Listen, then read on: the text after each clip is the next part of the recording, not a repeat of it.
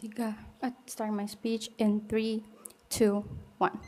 Panels, we can see that efficiency will happen on their side because now it is a system that you only need to click, for example, to use. But panels, we say that because it is so efficient, this is what causes where it is prone to be over efficient. Panels. Why is this bad? We say that they still need to prove, like why when were you able to click it so quickly, for example, you're not able to see the number of money that you are putting in your bank account when you do the transaction. This creates still like a rationality in spending. Panels, right? We say that there is a lack of responsibility and rationality because realize efficiency comes with a cost, right? Where there are more features to attract these consumers by making Shopee Plus not accessible, where you need to pay more to get the best benefits, or how there are like more discounts or vouchers that you can use to make it more accessible for these people. Therefore, we say that this is what creates the lack of rationality in spending. We will prove to you that it is bad. But then we also say that team proposition failed to mechanize, for example, in how will we say that their cases is contingent upon the fact that this will be accessible without explaining like how does this become accessible anyways. Like what do you mean? Will you make it like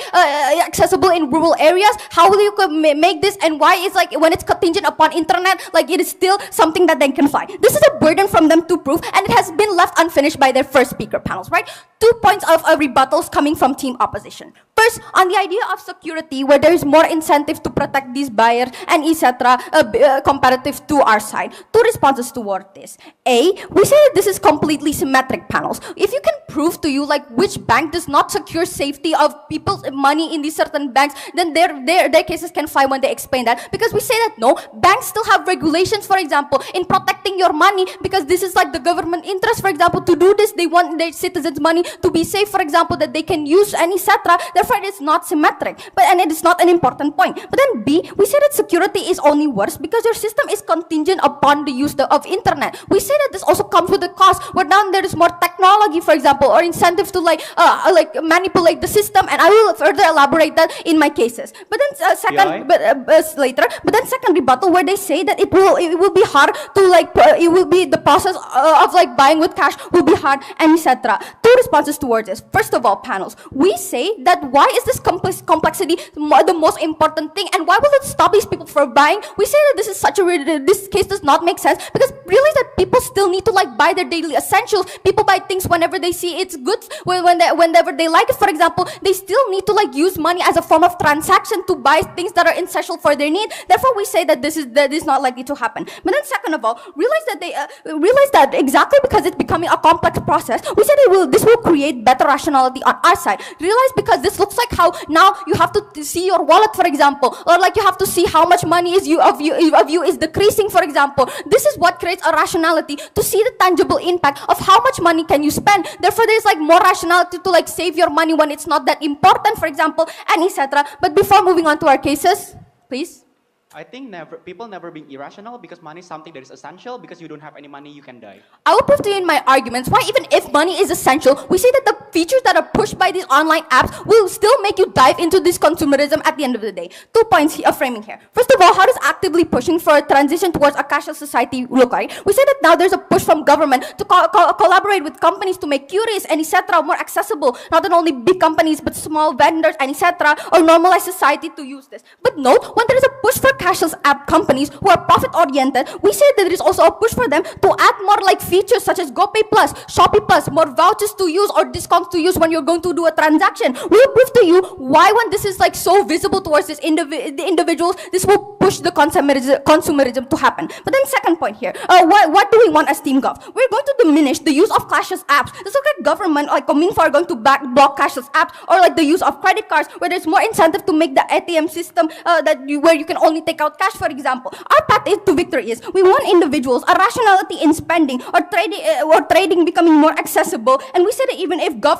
is efficient, we'll pursue why then this efficient will backlash at the end of the day. First argument, why cashless society is that only fuels consumerism, and why is it bad? Panels, what happens when you create a cashless society? 2 things. A, where there are many features to ease the consumers. Panels realize that the prerequisite for you to make like society switch into these cashless apps, for example, example, is to make it as interesting as possible, where individuals like want to have the incentive to transfer their real life money into these certain apps, for example. What does this look like? We say when companies are profit oriented, this is more likely for them to make features that are interesting towards these individuals in using these apps later. We say that this looks like how when before you're going to spending, such as GoPay, how there is so many features like this 20% until 50% discount, for example, or like more vouchers to use at the end of the day, or like to unlock the best features for it to be more efficient, for your stuff to come quicker. You have to like download GoPay Plus and etc. But then B, realize how there is still many steps that you have to fulfill to be cashless, right? We say that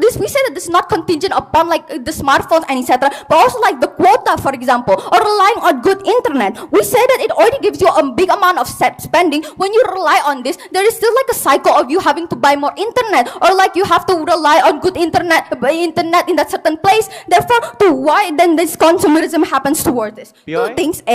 No, the reason why consumerism happened is because there are features for you to spend more. Individuals are interested in doing this because, for example, there are like some stuff that they want to buy. For example, it is interesting towards them. It is what fulfills their happiness. Therefore, they want to buy this because it gives them that self-fulfillment. We say that this is where when you get like an easier access that is more efficient, it pushes you to do this, right? But then why is it bad? We say that now there's less rationality or accountability towards your future spendings, for example. You gain fulfillment now, but you suffer later. You have like less savings in the future because you get to have maximized, but by keep pressing a button. But now you are like but now you're like considering like how much amount of money do you have anymore, for example, because it is limited between like the features that you give. Therefore, we say that this with the world where there's like many uncertainty in life, for example, or like such as crisis, or you need money for like future problems, we say that this is so bad. But then comparatively on our side, there is a more process of calculation because there is a tangible impact. You see the money, right? Like you see like how much money decreases when you spend, for example. We can see that it is okay. Like it will be a complex process, but we say that this is what at the very least doesn't create a huger like consumerism on their side. But then second argument, why cashless society is only unsustainable or inaccessible to a certain degree. First layer then, upon accessibility, we can see now that like now small vendors or like markets will be able to do this. But why is it still bad? Because financially disadvantaged people still have to fulfill certain aspects, such as internet, like the stability towards this, or how you need to keep repurchasing this to get like the best fulfillment towards this, right? Therefore we say, but even if in the best case they're able to fulfill this, we say that it's bad because the maximum features are still going to be inaccessible, such as like GoPay Plus, for example, or Shopee Plus, where now it is better, you have a better transaction method. Therefore, it is still not accessible, very exclusive, and we say that shouldn't happen because we need this accessible process, for example, for trading that is an important aspect in our life. But then second layer, in terms of unsustainability, right? When you're contingent upon the use of internet, we say that even everyone can access this. We say that when crisis can happen anytime, electricity instability or like weather and etc., like that can be contingent upon like the use of internet towards these cash and payments. We say that it is bad because it's an uncertain method of payment. But then B, when it's digitally, we also say it is hard for you to